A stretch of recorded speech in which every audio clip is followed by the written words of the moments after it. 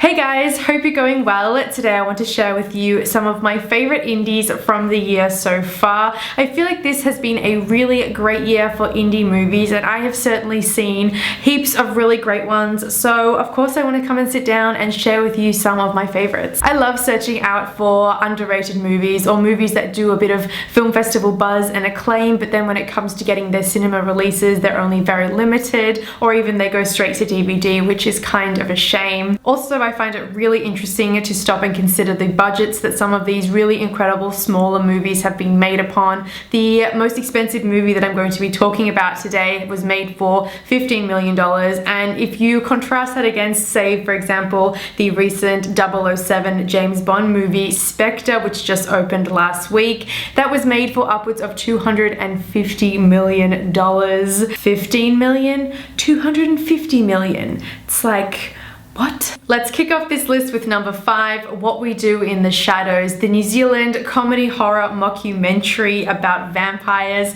written and directed by Taika Waititi and Jermaine Clement, who is one half of the comedy duo Flight of the Conchords. If you haven't seen those guys, they are hilarious. They've got their own TV show. Check it out. It is fun and it's clever. You're not going to find these really intricate narrative story developments or fancy camera angles. It is a lo-fi, fly on the wall type of mockumentary about vampires who, even though they're hundreds of years old, they still have to live in a share house situation like normal people and have to deal with the mundanes of ordinary life, such as doing housework and chores, to trying to be cool enough to get into nightclubs, to definitely being trying to be cooler than their werewolf counterparts. I mean, how often have you seen a vampire movie where the vampire is doing the housework and vacuuming the ceilings by levitating and the vacuum is levitating with him? Or for that matter, how often do you see a vampire movie where before the vampire bites the neck of his victim, he has to carefully lay down newspaper all around the floor and the furniture so as not to get blood spatter everywhere? Me and Earl and the Dying Girl is number 4 on this list for its heartwarming tale of growing up, being in high school, and having a friendship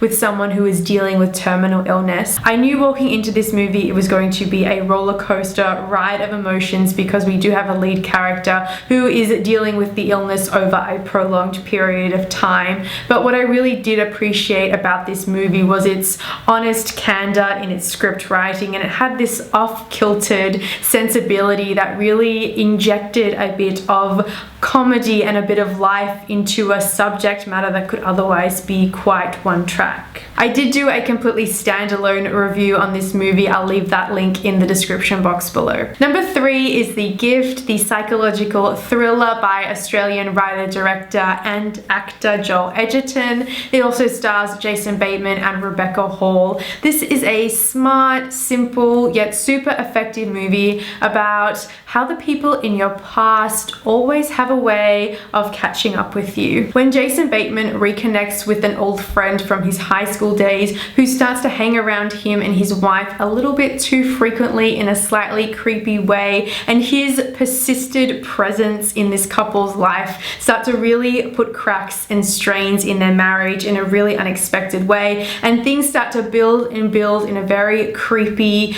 and steady way until there's an awesome twist at the end. There's lots of second guessing, there's lots of skeletons in the closet, and there's just really great sharp dialogue, especially between Jason Bateman and Rebecca Hall, who are really good together and make this a really awesome movie. The minimalistic science fiction film Ex Machina is number 2 on this list, where one lucky contestant is invited into the home/laboratory of this Steve Jobs type tech genius who has developed in secret an AI. Everything about this movie was super unsettling, and you knew right from the get-go that nothing was quite as it seemed as you're led further and further down the rabbit hole. Alicia Vikander was incredible as the robot, and of course any movie that does deal with AI, artificial intelligence, there's always going to be that inevitable scientific and ethical debate of, can robots ever truly be sentient beings, and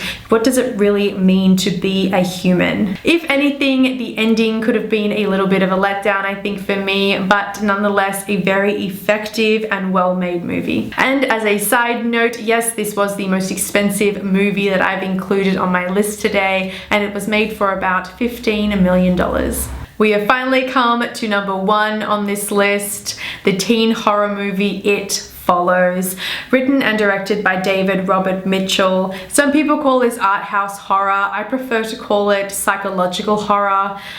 Whatever you want to call it, by my standards, it's a scary movie. The premise was quite strange in its logic at first, but bear with me. It follows the story of a girl who has recently had sex and is now being sexually transmitted a ghoul or a supernatural being that is now following her wherever she goes with malicious intent. And the only way that she can rid herself of this shape-shifting demon is to have sex with someone else and pass it along. Strange concept, I know, but it's been executed so slickly, and this 80s electro soundtrack is constantly humming underneath. It makes the landscape of Detroit, where it all takes place, feel completely otherworldly. There are throwbacks to the conventions of the classic horror movie, but then they've also made it feel quite contemporary in a lot of ways as well. So it really balances those two really nicely. I feel like it just